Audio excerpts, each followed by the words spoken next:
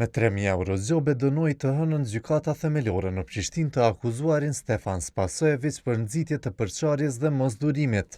Më 14 tetor 2023 Spasojević u ndal nga një patrull policore në Dren të Zubin Potokut pasi veshur pati bluzën me mbishkrimin "Nuk ta japim tokën e Car Dushanit".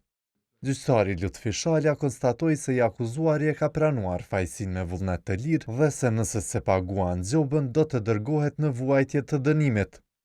Dënimi shqiptuar me burgim në kohë gjatë prej 6 muaj, me pëlqimin e të akuzuarit, i zëvendësohet me dënim me gjobë në lartësi prej 3.000 euro, të cilën dënimi i akuzuarit është i detyruar të paguajë në afatin ligjor pas plotfuqishmërisë së këtij aktgjykimi.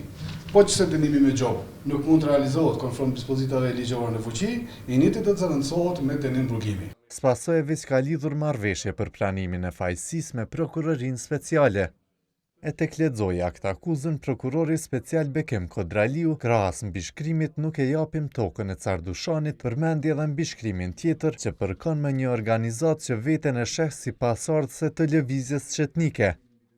Ndërsa në pjesën e pasme të saj ishte mbishkrimi Ranogorski Pokret i Varske Kolosi, që përfaqëson emrin e një lëvizje politike me përmbajtje nacionaliste dhe motive nxitëse ndaj grupeve të tjera etnike në Republikën e Kosovës.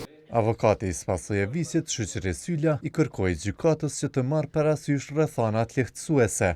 Sikurse që është mosha e tij, realisht e re, me parë pa gjykuar, ndaj tij nuk do të duhet për ndonjë vepër tjetër kanale, tendimin e tij të thellë dhe kërkim faljen për veprimet e tija.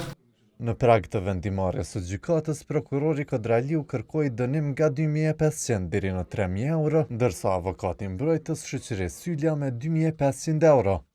Pas dënimit në një reagim të prokurorisë thuhet se ky rast është dëshmi e angazhimit të saj në ndëshkimin e kryerësve të këtyre veprave penale, nga se cënojnë rënd vlera demokratike dhe të bashkëjetesës mes grupeve shoqërore në Kosovë.